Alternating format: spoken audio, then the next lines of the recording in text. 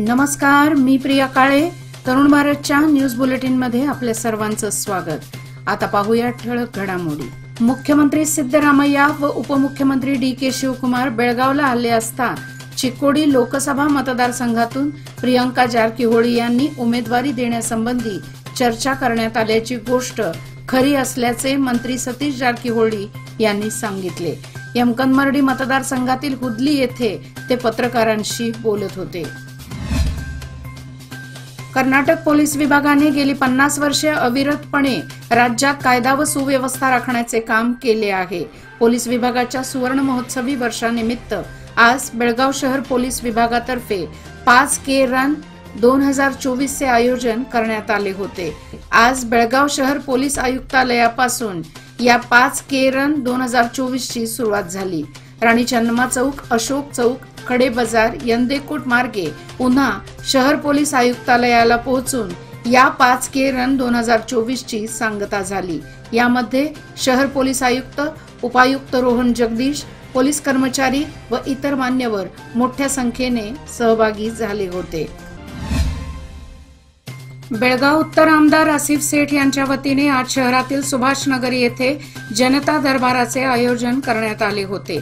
यावेळी आमदार आसिफ सेठ यांनी जनतेशी संवाद साधला असता त्यांनी रहिवाशांच्या तक्रारी व समस्या जाणून घेतल्या.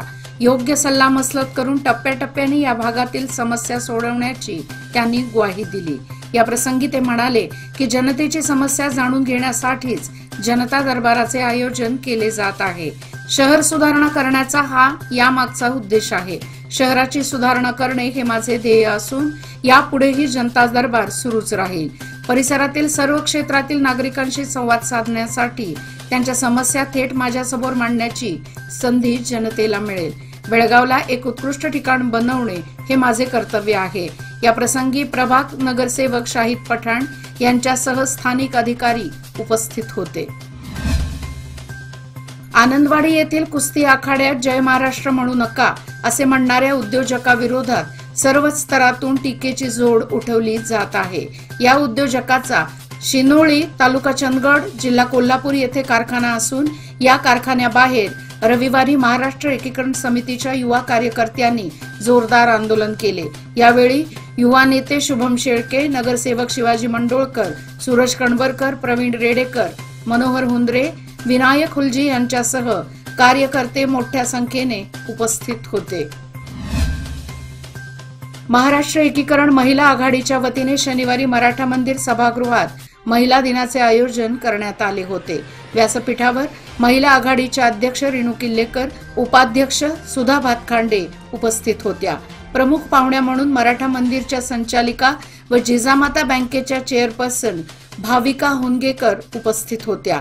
भाविका हुनगेकर यांनी सर्व महिलांना बचतीचे धडे दिले.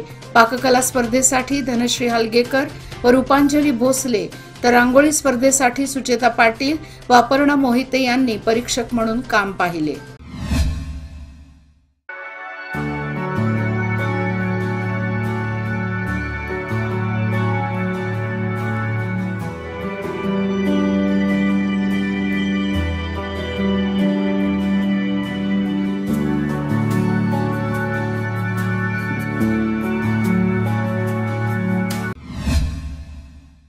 कर्नाटक राज्य फुटबॉल संघटना मान्यता प्राप्त बेळगाव जिल्हा फुटबॉल संघटना आयोजित लोकमान्य मल्टीपर्पज कोऑपरेटिव्ह सोसायटी पुरस्कृत वरिष्ठ साखळी फुटबॉल स्पर्धेत ब्रदर्स संघ लोकमान्य चषकचा मानकरी ठरला.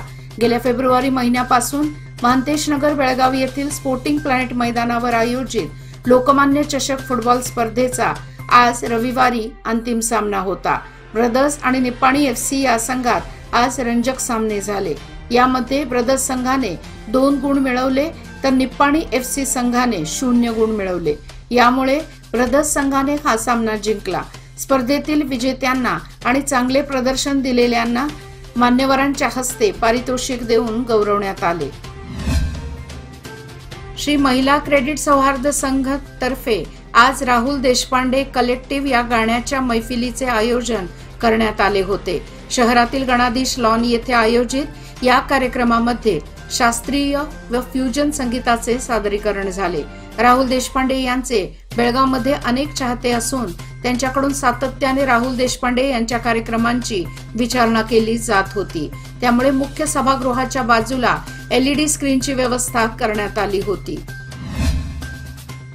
रिसालदार गल्ली बेळगाव येथील बेळगाव तहसीलदार कार्यालयाच्या प्रांगणातील एका झाडाला काळ्या रंगाची बाहुली टांगून गेल्याने खळबळ उडाली। ऐन अमावस्येच्या सकाळी हा प्रकार पाहायला मिळाल्याने नागरिकांमध्ये हा एकच चर्चेचा विषय बनला होता। धर्मवीर छत्रपती संभाजी महाराज यांचे कार्य प्रत्येक हिंदूला समजावे यासाठी शिवप्रतिष्ठान हिंदुस्थानच्या वतीने धर्मवीर बलिदान मास पाळला जातो। फाल्गुन शुद्ध प्रतिपदा ते फाल्गुन अमावस्या या काळात बलिदान मास पाळला जातो। रविवारपासून बलिदान मासाला प्रारंभ झाला। या निमित्ताने धर्मवीर छत्रपती संभाजी महाराज चौक येथील संभाजी महाराजांच्या मूर्तीला अभिषेक करण्यात आला। प्रारंभी प्रेरणा मंत्र म्हणण्यात आला। तालुका प्रमुख परशुराम कोकितकर यांच्या हस्ते पूजन करण्यात आले। संभाजी सूर्य हृदय श्लोक म्हणून ध्येयमंत्र म्हणण्यात आला। दररोज सकाळी 6:30 वाजता धर्मवीर संभाजी महाराज चौक येथे संभाजी महाराजांना सामूहिक श्रद्धांजली वाहण्यात येणार असल्याचे कर्नाटक प्रांत प्रमुख किरण गावडे यांनी सांगितले। यावेळी जिल्हा प्रमुख विश्वनाथ पाटील, शहर प्रमुख अनंत चौगुले तसेच विभाग प्रमुख वधारकरी मोठ्या संख्येने उपस्थित होते।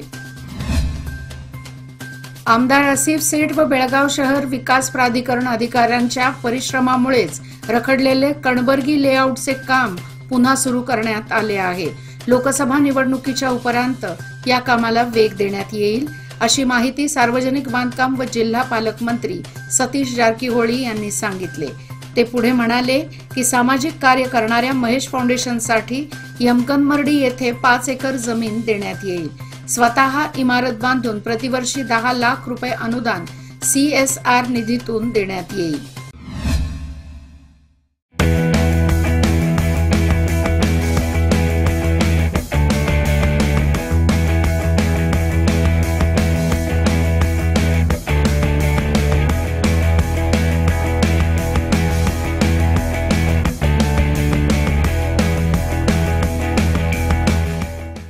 महिलांची शक्ती हीच समृद्ध भविष्याची निर्मिती। लोकमान्य घेऊन आले आहेत महिला उन्नती योजना, जी देते तुमच्या गुंतवणुकीवर 10% आकर्षक व्याजदर फक्त 500 दिवसांकरिता। किमान गुंतवणूक 10,000 रुपये। अधिक माहितीसाठी आजच कॉल करा 1800-212-4050। योजना फक्त महिला सभासदांकरिता। नियम अटी लागू। लोकमान्य, जिथे पैसे वाढतात आणि नातं वृद्धिंगत होतं। हुक्केरी तालुक्यातील किल्ले वल्लभगड आणि जवळच असणारा किल्ले सामानगडावर दुर्गवीर प्रतिष्ठानच्या वतीने गेल्या 9 वर्षांपासून गड संवर्धन कार्य अविरतपणे सुरू आहे। अनेक जिल्ह्यातील गड घेऱ्यातील शाळांना लॅपटॉप वाटप उपक्रम टप्प्याटप्प्याने सुरू केले आहेत। आता संस्थेच्या CSR उपक्रमांतर्गत आणि मॉर्निंग स्टार या कंपनीच्या सहकार्याने हा उपक्रम केला जात आहे। आज रविवारी हुक्केरी तालुक्यातील मोदगे येथील विठ्ठल भावेश्वरी शिक्षण संस्थेच्या विद्यालयात लॅपटॉपचे वाटप करण्यात आले। यावेळी कोल्हापूर जिल्हा प्रमुख संदीप गावडे, दिगंबर भाटे, सुनील कोकितकर, केदार कोकितकर यांच्यासह ग्रामस्थ व विद्यार्थी उपस्थित होते। Rotary club of Belgaum central तर्फे आयोजित बेळगाव कृषी उत्सव 2024 ला दिवसेंदिवस उत्स्फूर्त प्रतिसाद लाभत आहे। बेळगाव जिल्ह्यासह विविध ठिकाणाहून दर दिवशी शेकडो शेतकरी व नागरिक येथे भेट देत आहेत। येथील 200 स्टॉलमध्ये कृषी उपकरणे, गृहोपयोगी वस्तू व इतर वस्तू मांडण्यात आल्या आहेत। शेतकरी वर्गाला व कृषी क्षेत्राशी प्रशिक्षण घेणाऱ्यांना तसेच नागरिकांना हे प्रदर्शन लाभदायी ठरत आहे। आज सायंकाळी हास्य संध्या हा कार्यक्रम पार पडला। या प्रसंगी मोठ्या संख्येने नागरिक उपस्थित होते। जग कुठे घेऊन जायचं हे फक्त स्त्रियांच्या हातात असतं, त्यामुळे कोणत्याही क्षेत्रात महिलांना प्रोत्साहन देणं गरजेचं आहे। महिला प्रामाणिकपणे प्रत्येक क्षेत्रात काम करत असतात। महिलांच्या संघर्षाची जाणीव ठेवून महिलांना योग्य तो सन्मान देत महिला दिन साजरा केला पाहिजे असे उद्गार ॲडव्होकेट श्री सुरेश देसाई यांनी काढले। वेदांत फाउंडेशनच्या वतीने जागतिक महिला दिन साजरा करण्यात आला। या प्रसंगी ते बोलत होते। कार्यक्रमाच्या अध्यक्षस्थानी मनोहर बेळगावकर, ॲडव्होकेट सुरेश देसाई, जयवंत बाळेकुंद्री, प्राध्यापक डॉक्टर DN मिसाळे, संजय कुलकर्णी, श्रीमती रीता बेळगावकर व इतर उपस्थित होते। निप्पाणी शहरात शतकोत्तर परंपरा लाभलेल्या श्रीराम मंदिर उडवून देण्याची आणि ट्रस्टींना मारण्याची धमकी निनावी पत्राद्वारे मंदिरात 2 वेळा मिळाली आहे। या प्रकरणी निप्पाणी शहर पोलिसांनी अज्ञातांविरोधात गुन्हा दाखल केला आहे। असे असले तरी संबंधित अज्ञाताचा तातडीने शोध घ्यावा आणि कठोरात कठोर कारवाई करावी अशी मागणी करणारे निवेदन आमदार शशिकला जोल्ले यांनी राज्याचे धर्मादाय मंत्री रामलिंग रेड्डी यांना रविवारी बेंगळुरू येथे दिले। या आशयाच्या निवेदनाच्या प्रती मुख्यमंत्री सिद्धरामय्या व उपमुख्यमंत्री DK शिवकुमार यांनाही पाठवून देण्यात आले आहेत। समुद्र लाटेच्या तडाख्यात सापडून गटांगळ्या खाणाऱ्या 3 महिला पर्यटकांना जीवरक्षकांनी वाचवल्याची घटना रविवारी गोकर्ण जवळच्या कुडले समुद्र किनाऱ्यावर घडली। वाचवण्यात आलेल्या पर्यटकांची नावे स्मिता रविचंद्रन वय वर्षे 23, निहारिका गिरी वय वर्षे 22, पवित्र सुंदर वय वर्षे 22, तिघेही राहणार बेंगळूर अशी आहेत। याचबरोबर आजचे बातमीपत्र इथेच संपले।